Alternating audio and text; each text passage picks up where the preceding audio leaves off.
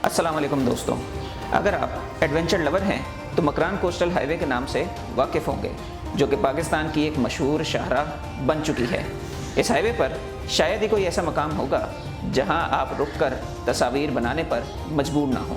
ये तकरीबन 650 किलोमीटर पर मुहित है। मकरान कोस्टल हाईवे का प्रोजेक्ट 2002 में शुरू हुआ और 2004 में ख़त्म हुआ। इस सड़क की तामीर से पहले जो फासला था वो 2 दिन में तय होता था। मकरान कोस्टल हाईवे का शुमार दुनिया की खूबसूरत तरीन हाईवेज़ में होता है। इस वीडियो में हम आपको बताएंगे कि अगर आप मकरान कोस्टल हाईवे पर सफ़र करें तो किन किन जगहों पर विज़िट करें।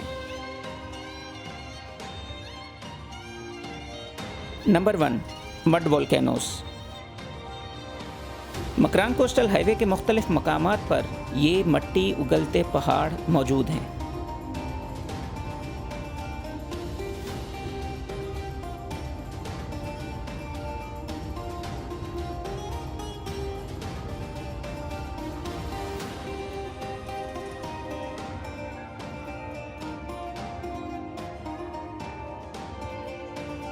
इन पहाड़ों से गर्म मट्टी निकलती है जिसको वोल्केनिक ऐश भी कहते हैं। पाकिस्तान दुनिया के इन चंद ममालिक में शामिल है जहां ये मट्टी उगलते पहाड़ पाए जाते हैं। इनकी तादाद बलूचिस्तान में 100 के करीब है, जबकि ये छोटे से बड़े साइज तक आपको मिल सकते हैं।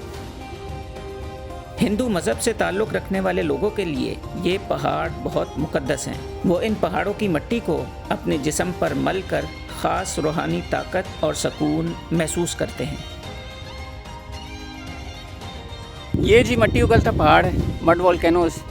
बलूचिस्तान की एक वजह शोहरत ये भी है कि यहाँ पे 100 के करीब या 100 से ज़ायद मड वोल्केनोस मौजूद हैं। और एक ये आप पीछे देख सकते हैं, ये चल भी रहा है और वो जो स्पॉट्स आपको नज़र आ रहा है वो बिल्कुल एक्टिव है।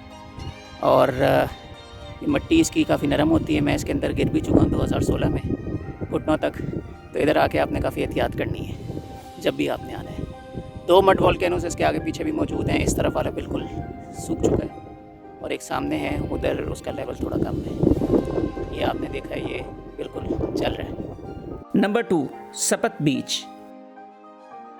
मड वोल्केनोस के पास ही सपत बीच एक ऐसा मुनफरिद साहिल है जिसके साथ गार भी मौजूद हैं। कहते हैं कि ये गार बहुत ठंडे होते हैं। लोग सपत बीच को बलूचिस्तान के मशहूर कुन साहिलों में शुमार करते हैं। ये साहिल चंद्रगुप्त मड वोल्केनो से तकरीबन आधे घंटे की मुसाफत पर है। यहाँ पर बूजी को के नाम से एक रॉक भी आप देख सकते हैं।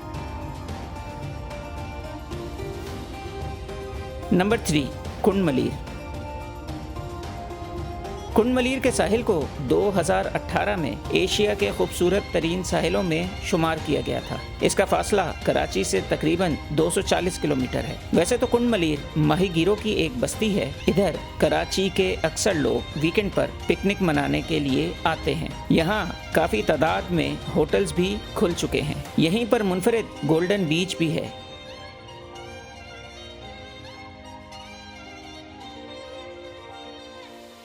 जबकि मोहम्मद बिन कासिम के सिपाहियों की कब्रें भी आप यहाँ पर देख सकते हैं।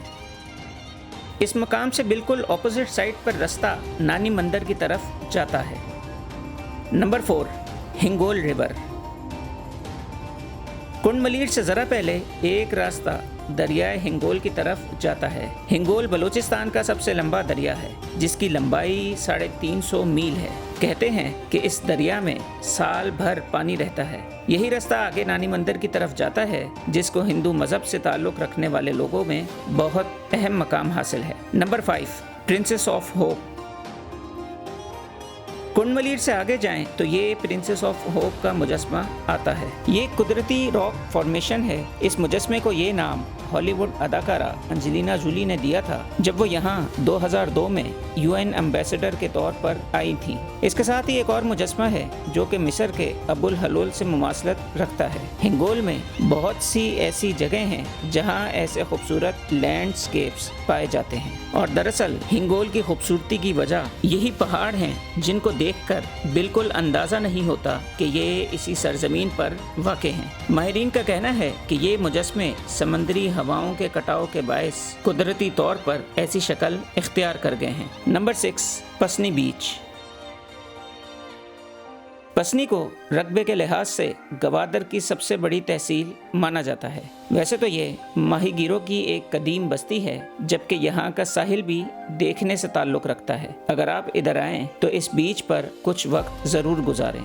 मेरी खुशकिस्मती थी कि मुझे यहाँ के सैंड आर्टिस्ट भी मिल गए जिन्होंने मेरे सफ़र को यादगार बना दिया।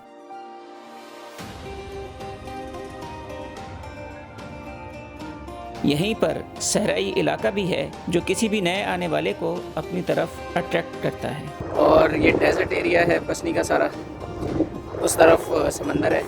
पीछे आप मेरे देख सकते हैं कितना क्लियर जो है बादल नज़र आ रहे हैं। और इसकी अगर मैं आपको रेत दिखाऊं तो ये बिल्कुल इस तरह है जैसे ये गोल्डन, आप इसको देख सकते हैं, बिल्कुल गोल्डन किस्म। नंबर 7, गवादर।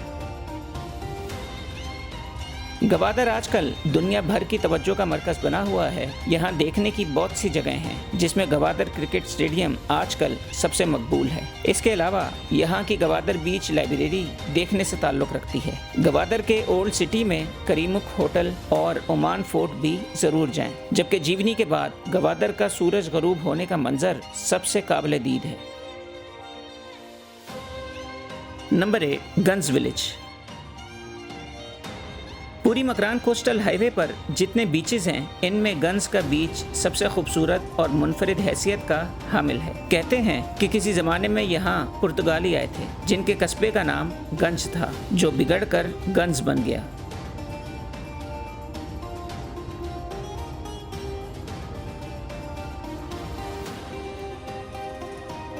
इस साहिल पर आप डॉल्फिन्स का नज़ारा भी कर सकते हैं।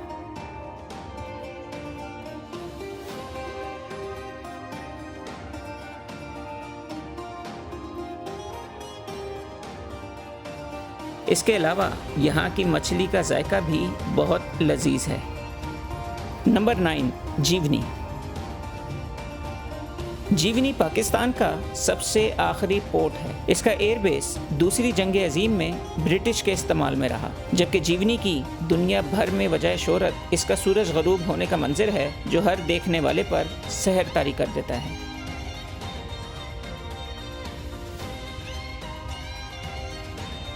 नंबर 10, विक्टोरिया हट।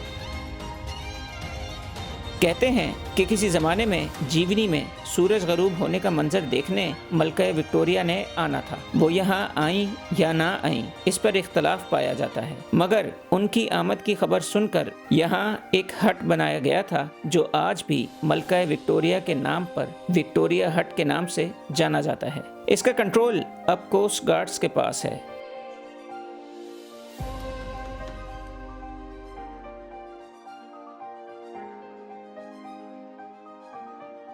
तो ये वो सब जगह हैं जो मकरान कोस्टल हाईवे पर सफ़र के दौरान आप आसानी से देख सकते हैं।